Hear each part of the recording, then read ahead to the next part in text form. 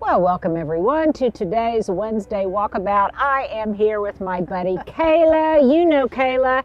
And today we're going to talk about several things. We're going to talk about tulips, what I ordered, when we're going to be planting them, how we're going to be planting them. We're going to talk about the accompanying supporting cast members of the pansies, the violas, all of that kind of thing, and how we're going to decide what color palette I want to use and where we're going to plant them. And then we're also going to discuss sprinklers. Sprinkler system. Do we at all winterize our sprinkler system? Do we turn it off? Do we have to water during the winter? Kayla's going to go over all of that. And then I've got one more question for her in the backyard. So what do you say, guys? Let's do it. Well, if it looks like we have our work cut out for us, we definitely have our work cut out for us, don't we, Kayla? Yes. So I am going to get some help. Kayla's guys are going to come over probably right around Thanksgiving. Kayla, maybe a little bit before. Give or take a tad before. Yeah.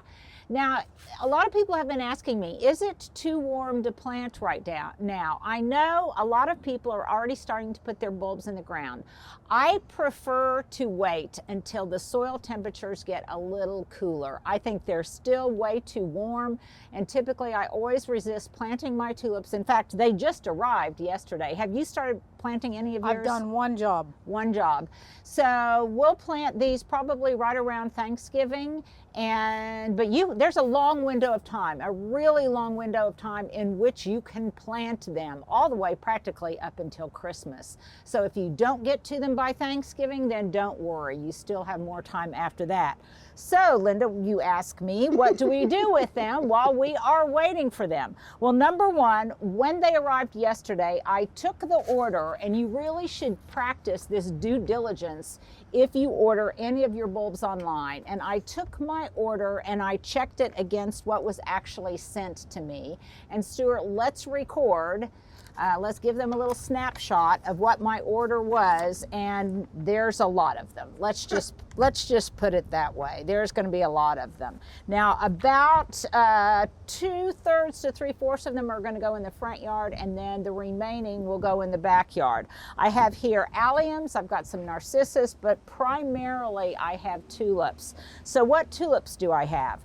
I have one of my favorite blends, and Kayla, we didn't plant this last year, and I really missed it, and that was Vidal. So Vidal is, let's show a picture of it right here, Stuart. It is just a gorgeous white blend of varying heights, of varying flower head form, and they bloom over a wide period of time. So I really love them. I'm also going to plant hundreds of this French blend rose. Now, a lot of these may be sold out, guys. I mean, you get your order in early, and if you sleep on it, then you're gonna miss maybe some of the best varieties. I've warned people every year. Linda, I ordered tulips for my customers back in July. Yeah. To make sure we could get the correct color palette. Yeah, and if you wait, and sometimes until September, you'll miss out on some of your favorite blends. So that said, if your favorite blends have already been sold out, then I just recommend talking to a customer representative there and say, these are the colors I like, what do you have left? Because they can still ship to you, and of course you can always look at your retailers to see what they have. I do prefer color blends because I think their bulbs are superior. Okay, so I have French Rose Blend, I have Vidal, I have, let's see, Menton. Menton is a classic, a pink classic with a little bit of kind of a peachy color mixed in. I love them. I've got lots of Menton, and what else do I have? For the back, I have Lava. You may remember that last year I did kind of a red and orange theme. Oh, yeah. I have Lava and Mucho Gusto, which is red, yellow, and orange. And then I also, in here, have some different kinds of alliums. So I have some tiny alliums, some Purple Rain. This is new to me. I always recommend trying something new that you haven't tried before.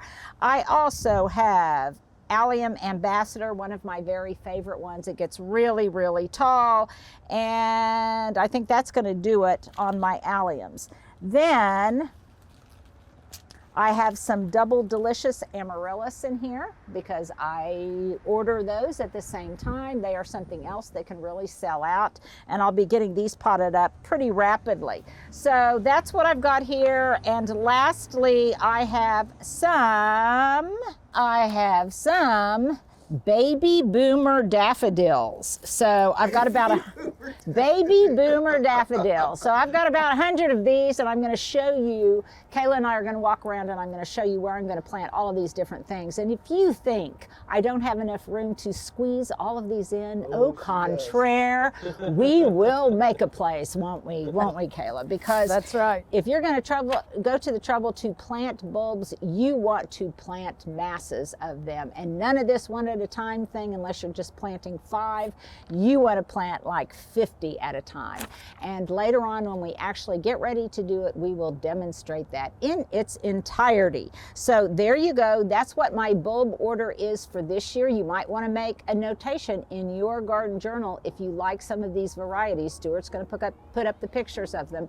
If you like them, that you might very early in the season, you might want to order yours even in April to be able to plant next fall. Okay, now where are the daffodils going to go? They are going to go, as I think really daffodils should go, on Lemon Lane. So we're going to plant those in and around here in between all of the Miss Lemonabilia and the Lemon Line Nandina, and we are walking this way. Why? Because this is where my sprinkler box is. And it has been raining a lot, as I have showed you. So you will notice, if I can get my sprinkler box open, you will notice that it is turned off. And typically from now until next spring, I will not have it on auto. I will have it on off. So talk a little bit more about your sprinkler practices. Okay, so the biggest thing, especially coming into fall, we get a lot of rain. And then into winter, it can be an extremely dry period for us, or it can be an extremely wet period for us because of snow, ice, things like that. As a general rule, I don't like my customers to leave it on auto because we will quickly overwater things in the winter, right?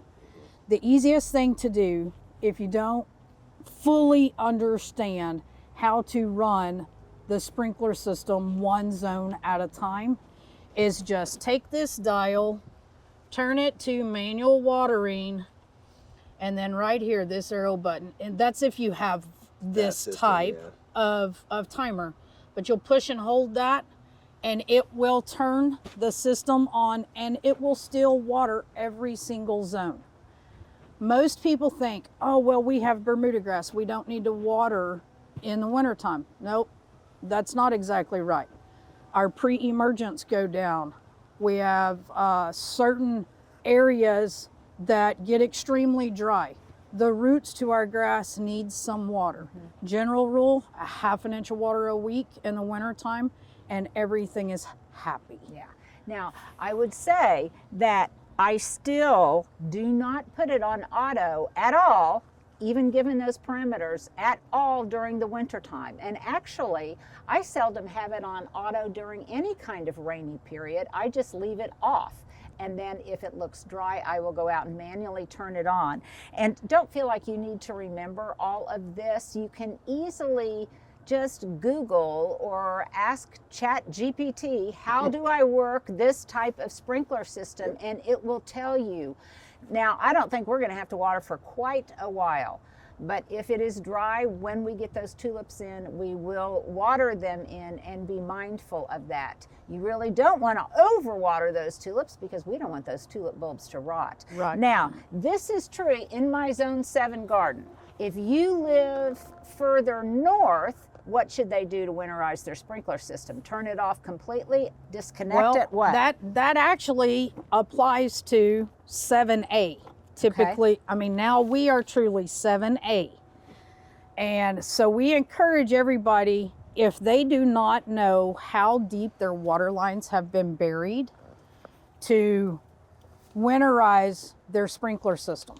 And the easiest way to do that is if you have a PVB, which is that big fake rock that sits in people's yards. Oh, yeah. is you blow, you hook up an air compressor to it and you blow air through those lines and it pushes all the water out. Okay. The downside to doing that though is if we hit a dry spell and we don't get any rain for December and January, we need to water. Our trees need water, our plants need water. So it's one of these things, I would say, excuse me for interrupting, but it's know thy zone. Know what the best practices are where you garden. So if you garden in a completely different zone than we garden in, then just ask questions of irrigation experts. You know, ask the expert and they will be happy to give you that kind of information. That's right. And I use a lot of Rainbird products, and Rainbird has tons of educational classes on their site, on YouTube. Yeah. A lot of places you can go to just get some personnel. basic information about your sprinkler system. So the other lesson is that don't let it intimidate you. You know, if you get pretty consistent watering, if you get pretty consistent rain, then just turn it off, forget it if you're in a zone like mine, and just don't worry about it until next spring. But if we go into a really deep drought, that's when you need to raise that red flag. That's right. Okay, so I'm going to store my bulbs in a cool, dark place. Maybe my garage, if you've got a basement, if you've got a spare bedroom that's not being used, that you don't have the heat on really, really high, then you definitely can store them in those conditions. You do want to go ahead and unpack them and let air get to those bags because that will help prevent rotting. Ideally, you would get them in the ground as soon as you receive them. But that's just not always practical, and for a number of different reasons. So in general, just keep them in a cool, dark place before you plant them. Now, where are we going to plant them? So it was considerably easier last year, Kayla. It was. Plant material was a little smaller, Linda. I know. So now we have to find those pockets, and some of those pockets are going to be identified by where I have annual color now. So Kayla, you may have noticed that I've already pulled out all the lantana. Yes. That had really gotten the size of shrubs. Some of you said, Linda, can't you just cut that back and maybe it will perennialize and come back next year? Yes, but not reliably so, and I just don't want to mess with it. Yes. Well, I've read those comments too, and it seemed like it does come back for people in different zones. Is that how that works? In different zones and different varieties. In 7B, which is down around Ardmore, southern part of Oklahoma, North Texas. Okay. Yes, you can put what we call an annual lantana in the ground, and it will come back with a little bit of protection. Yeah, but there's no guarantees.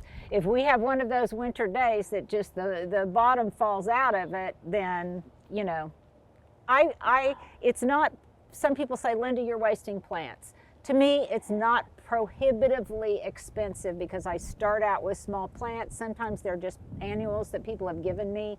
So for me, it's worth the risk. And then they have time to grow large in place. And every year I have to use fewer and fewer annuals because all of my shrubs and seasonal color has gotten so big. So that's just a you call. You do you, I'll do me. And maybe sometime I will try to just cut back some of that lantana, maybe just because I forgot it, to see if it comes back. But there's no guarantees. And if you have a small garden like mine, then real estate is at a premium and I need that space to plant other things. So there you go. Don't let your garden boss you. So I always like to have a really good tulip show. Yep. All up and down the walkway. And I like to have a good tulip show in these berms with a beautiful backdrop of this wonderful grass that's looking luscious right now. And I also like to have some pockets of tulips in other areas, specifically these outer berms, and also maybe along autumn's edge if there's enough room to do that this year. So what we will do, Kayla, is all of these areas that I have pentas, we'll pull those out. Yep. And the hole will already be kind of existing, and then we'll put the tulip bulbs in that hole, and we will squeeze some in and around the annual or the perennials that in here. This Nepeta, the Scabiosa, we'll be able to squeeze a lot in there because remember, this stuff is going to die back during the winter. And so there will be room for the foliage of the tulips to come up. And I really like to pack them, and I really like to feel like you have this fabulous, dramatic border. So, Kayla, what is it we always do with all of my tulips? Well, we get a big wheelbarrow. We dump them all in that wheelbarrow. Just take our hands, mix them up so that we have every color in your palette Across, in every single area. Yeah, in every single area.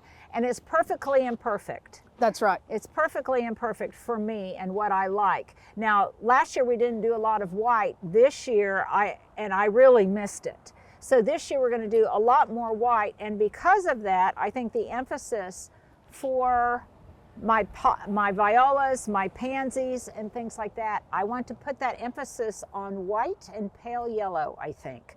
I'm not going to go into any of the blues, any of that. I think I want to stick pretty much, or at least for this moment in time.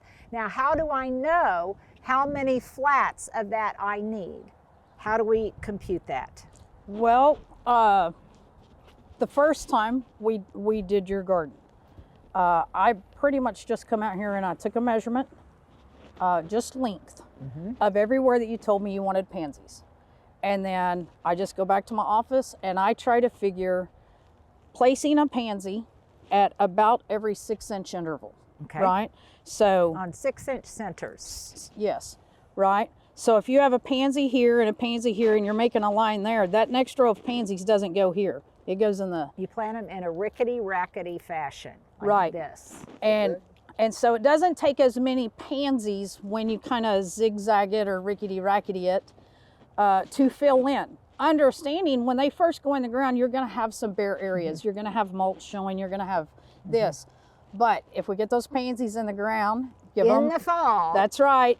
And we give them a little bit of, you know, nutrition, some fertilizer, some vitamins. They will grow and they will fill in. Especially if we get good rainfall. That's right. Now, if you plant, and this is another thing, people are always asking me, Linda, when do you plant your pansies? I don't plant my pansies until even after I plant my tulips, because this is the perfect example of it. We have been so unseasonably warm that so many people that have planted out their pansies, they're already long and worn out and leggy and not happy and not nearly as vibrant as they will be if you had waited, because they really want these cooler temperatures. And from that homeowner's perspective, they're like, well, I've got to get it in the ground early enough to root.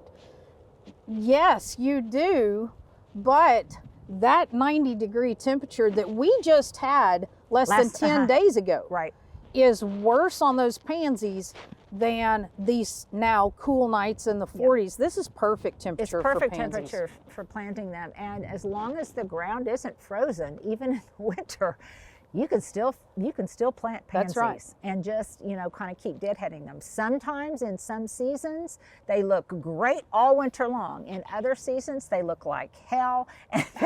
And then we have to baby them back to looking presentable in the spring. And some of them don't survive. Right. You know, you may lose half of your pansies. I've got customers that are just moving away from annuals, period, in the wintertime. Yeah.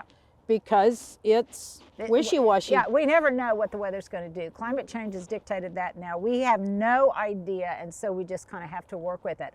I know some people that now are going to exclusively planting just bulbs, planting just daffodils, planting just tulips, or they're just planting the annuals and they're not planting anything else, and they may live in an area that's a little bit cooler and they last longer. Again, our emphasis is know your garden, know thy zone, you do you. If your soul has to have tulips, then you have tulips. If your soul has to have the sweet faces of pansies, then you do pansies. That's right. You do what will give you the most joy and contentment in the spring.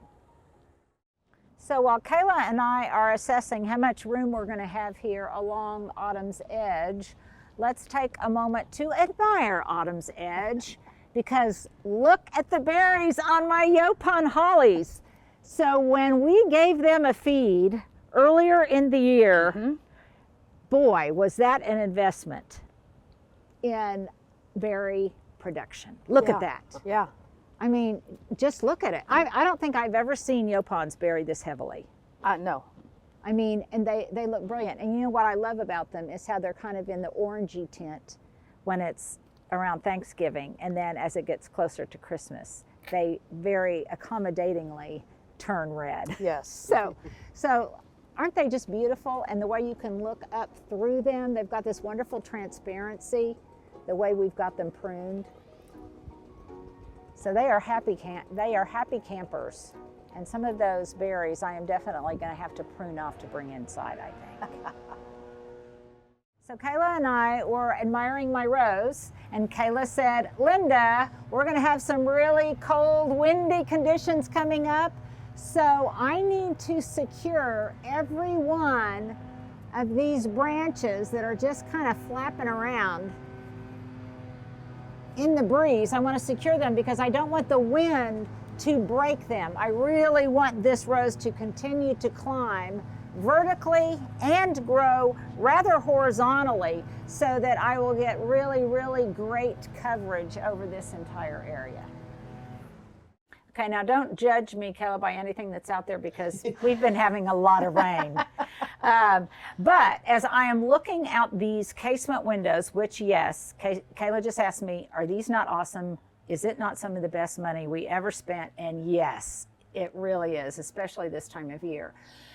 But in looking out here, I'm constantly reassessing and constantly changing my mind. So Kayla, you recall that at one time we talked about maybe doing some framed out segments of that latticed work to hang on the wall on either side of that planter box underneath the garage window. Right. And I don't know if I ever told you, but I ultimately decided that was just too much. It just was going to be too busy and it was too much. However, where I do think I need a section of it, and Kayla concurred, is not anymore on this side, on the east side of the garage, but where it looks unfinished to me is just as you turn the corner down the path to go out to the alley. So there on the west side, to the left of the door that goes down into the garage, that it's going to take those boxwood a while to get tall enough to give me any kind of visual weight there. Right. So what did you and I talk about in that corner? Basically building a frame, if you will, to mimic the lattice work on the top of the fence. Yeah. Put it on a couple of posts, and we'll let some sort of greenery. Yeah, maybe a Carolina jasmine or something. But the point is, it would look good and it would fill that space. It's like a bare wall now in your living room that needs a piece of art on it. Yep. In my estimation anyway, and it just looks a little barren and it makes that whole area to me look a little bit unfinished. So it won't be anything fancy. It will be painted that same color of gray. It's something that can easily be executed in the wintertime, which is typically when I try to get these things done. That's a tip. A lot of times these type of construction projects are going to be less expensive for you in the winter when landscaping companies aren't quite so busy. Right. So I think to end today's Wednesday walkabout, we're going to end on that. So let us know what your thoughts are. If you know, a lot of you will say, oh, Linda, it's looking too cluttered out there. You know, well, again, you do you and I'll do me. I think it needs it to look finished, to look as if the design was carried out throughout the space, and to be just, let's say, the final touch on the outdoor living room.